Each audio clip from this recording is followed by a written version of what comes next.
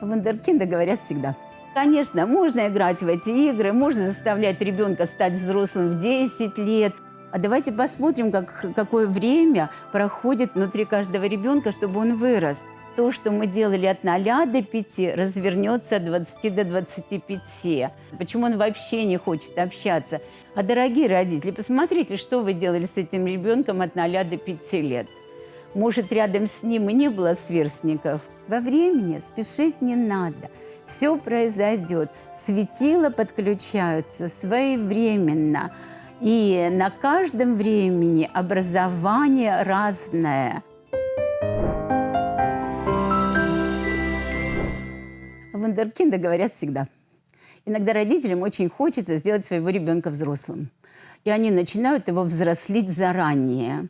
А давайте посмотрим, какое время проходит внутри каждого ребенка, чтобы он вырос. Итак, у нас есть первые 5 лет – это время звездное. Это когда ребенок активно познает этот мир, копируя нас.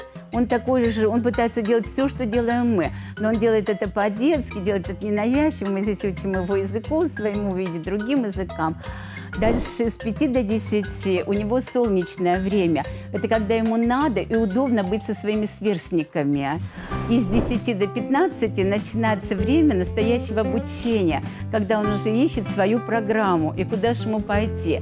И дальше следующее с 15 до 20, вот когда, собственно, мы идем в высшее учебное заведение, когда мы уже определились, это время планетарное, оно плотное, и мы учимся памятью, и эти знания запоминаем. И этими знаниями мы потом будем пользоваться.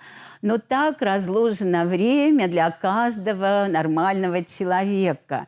И, конечно, дети, которых начинают нагружать рано, заставляют их сразу учить много чего, используя их поверхностную память, а потом через какое-то время из этой памяти все не просто сотрется, а в этой памяти пойдет отторжение того, чему нас учили в раннем детстве.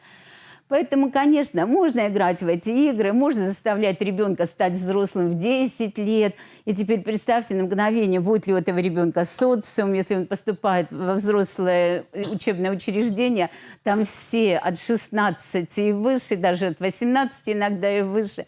И вдруг такой ребенок, и он будет теперь их копировать, потому что, а уж кого скопируют? Ну тогда, дорогие родители, то есть всему же свое время. Все хорошо вовремя. И я, как яркий представитель времени, хочу сказать, что не надо спешить. Наши дети и так хороши. Пусть они подольше побудут рядом с нами. Зачем заниматься только их мозгами, если у них еще есть тела? Почему бы с ними не погулять, не потанцевать, не делать какие-то там конструкторы, лего пособирать, но что-то поделать такое, что и ребенку интересно, и мы в свое время не имели этой возможности, нам тоже интересно это пособирать. То есть зачем спешить? Во времени спешить не надо. Все произойдет. Светила подключаются своевременно. И на каждом времени образование разное. Разное усвоение идет, чем мы потом будем пользоваться по жизни. Потому что дальше произойдет развертка. И то, что мы делали от 0 до 5, развернется от 20 до 25.